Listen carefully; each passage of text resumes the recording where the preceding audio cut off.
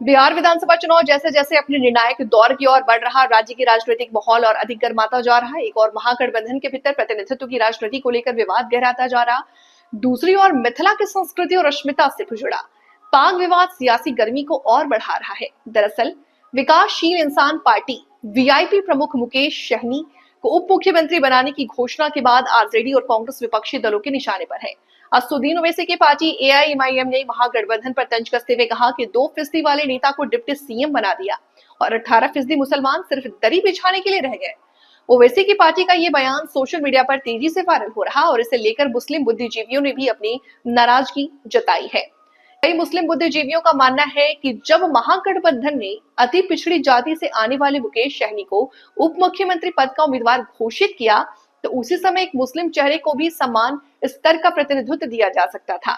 ये सवाल अब केवल एक समुदाय के प्रतिनिधित्व का नहीं, बल्कि गठबंधन के अंदर जातीय और धार्मिक संतुलन की परीक्षा बन गया है। जानकारों का कहना है कि आरजेडी और कांग्रेस ने जानबूझकर मुस्लिम डिप्टी सीएम के नाम की घोषणा टाल दी ताकि वोटों का ध्रुवीकरण ना हो और बीजेपी को इससे फायदा ना मिले। इसी बीच पूर्णिया के निर्दलीय सांसद और कांग्रेस समर्थक पप्पू यादव ने इस पूरे विवाद के बीच राहुल गांधी का बचाव करते हुए एक बड़ा बयान दिया।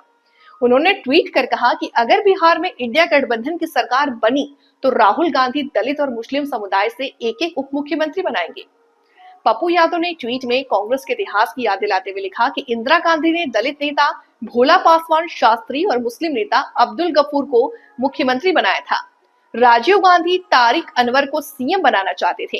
कांग्रेस हमेशा सभी वर्गों को समान प्रतिनिधित्व देने की पक्षधर है। इस बयान न सिर्फ महागठबंधन के भीतर जातीय समीकरण को संतुलित करने की कोशिश के रूप में देखा जा रहा, बल्कि संदेश भी देने की कोशिश है कि कांग्रेस आज भी समावेशी राजनीति की पक्षधर है। दूसरी तरफ चुनावी मैदान में मिथिला पाक विवाद के सियासी माहौल को और गर्मा रही है।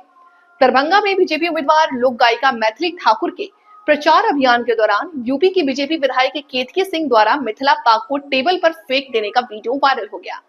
पाक जिसे मिथिला में सम्मान, संस्कार, गौरव का प्रतीक माना जाता है, को इस तरह से फेंके जाने पर सोशल मीडिया पर भारी नाराजगी देखी जा रही है। राजद के इस विवाद को तुरंत बुनाते हुए सोशल मीडिया पर मैथिली भाषा में पोस्ट कर कहा कि पाग सिर पर धारण करने वाले वस्त्र मात्र नहीं, बल्कि मिथिला के सम्मान, संस्कार, अस्मिता का प्रतीक है। जिसे पाग पहनाया जाता है, पूरा समाज उसे आदर देता है।